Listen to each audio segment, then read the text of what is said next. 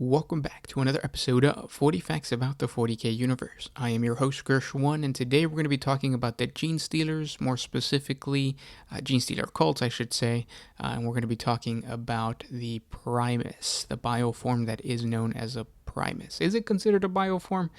I'm not too sure. Either way, he's a hybrid. If you're new to the channel, subscribe. We post Warhammer 40K lore videos every single day. If you have any suggestions for topics, please let me know what they are in the comment section below. And if you enjoy our content, thank our patrons on Patreon. It is because of them that we can do this. Link in the description if you guys want to support us. But with that said, let's get into 40 facts on the Genestealer Primus. Leading the front lines of a Genestealer cult uprising is a third or fourth generation Genestealer hybrid known as a Primus. He serves as a primary war leader and tactician of one or more gene sects of a Genestealer cult. A Primus is a bombastic commander in times of war, but while the cult still remains in hiding, it is his duty to spread the Genestealer curse to other planets. Their innate gift for leadership and coordination sees them militarize the cult in very short order, masterminding the takeover of vehicle columns and even fleets of spacecraft. A strong champion and a lauded hero amongst his broodkin, a Primus emerges only when the cult reaches a position of strength. The foremost xeno-savants of the Imperium theorize that there is a hidden genetic imperative in a Genestealer's DNA that results in the manifestation of a Primus. This is either triggered when a cult reaches critical mass, meaning their numbers and influence is sufficient to take over a prey world, or when a hive fleet looms on the edge of the planet's system. The particular quirk of the Genestealer life cycle that results in the birth of a Primus occurs independently, enhancing the development of an especially robust host form to produce a largely humanoid warrior of prodigious strength and tactical acumen. Standing proud and straight, where his kin are hunched and gangling, a Primus is a dynamic figure.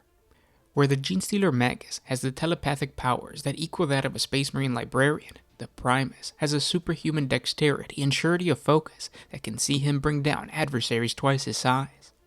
The war gear of a Primus complements his approach of stealth and guile, allowing him to kill those in his path without raising any unwanted attention.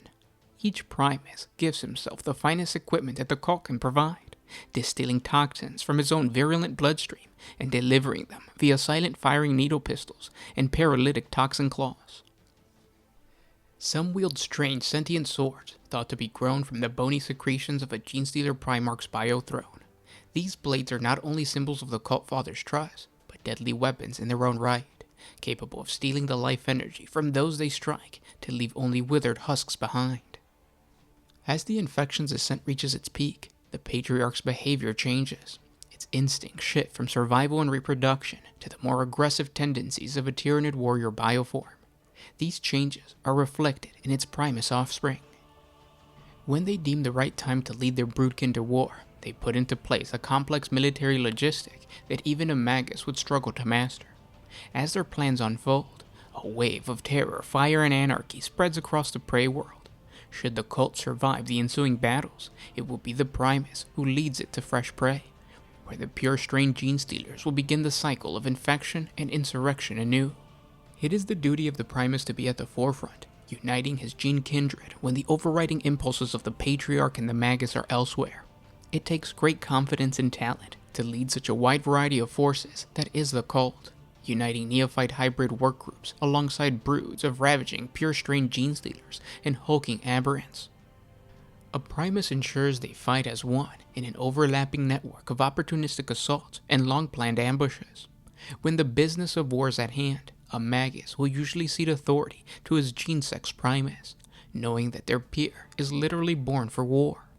Should the war be triggered before the cult's void-born master descends from space, the Primus might lead his fellows from victory to victory, becoming the focus of the gene-sex adoration, while the Magus works in the shadows.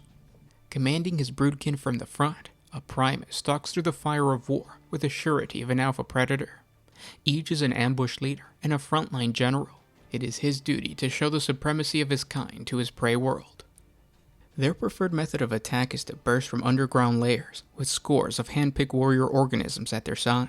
The most physically powerful of the gene-sec hybrids, they move into a preordained position before bursting onto the battlefield to deliver a critical blow to a valuable target, usually a command node, a psychic choir, or a well-defended artillery battery. From the darkness, the killers erupt, boiling out from the sewer grates and hidden crypts, with claws clanking and weapon limbs thrashing.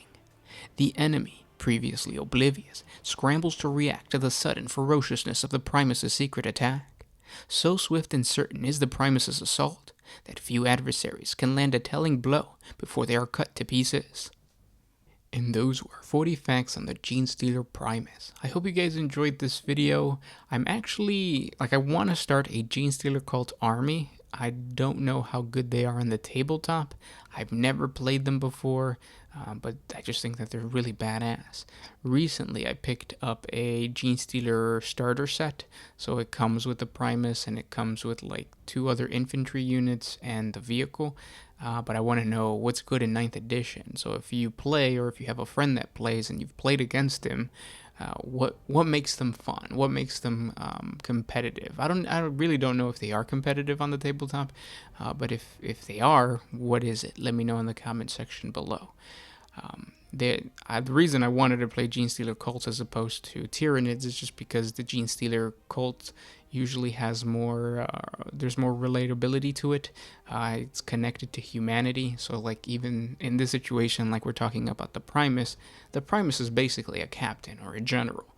He is leading his army, and he has a purpose and a role within his greater organization.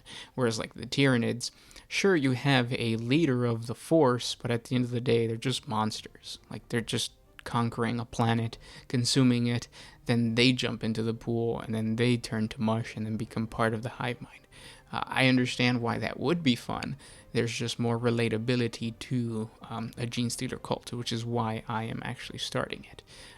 So, like I said, I have the starter set.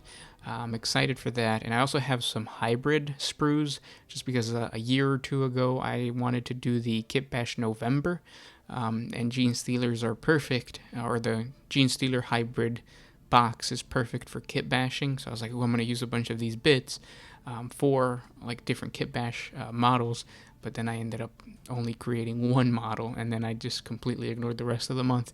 The good thing is that I have that sprue. The bad thing is that there's going to be 1 missing. But if you guys have any pointers or things that I have to buy, let me know what they are in the comment section below. I'm also excited to just kit bash. There is actually an Instagram account that we follow on our One Mind Syndicate Instagram page. The name is revolutionary_miners_commune. You guys should really check it out.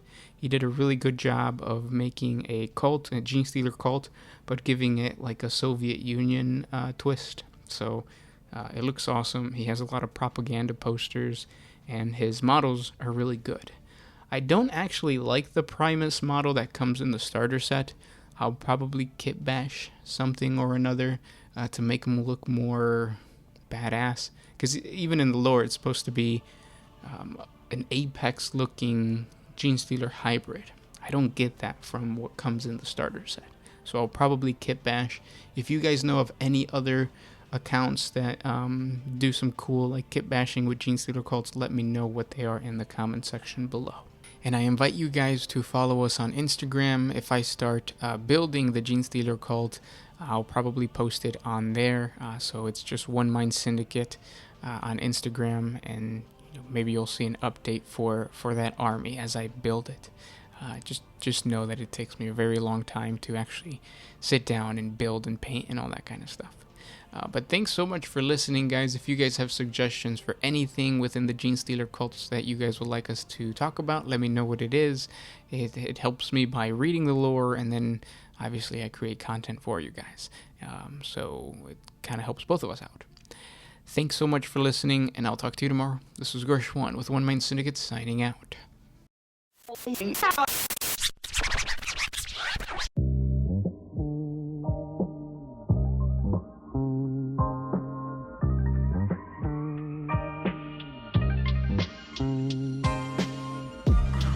I did the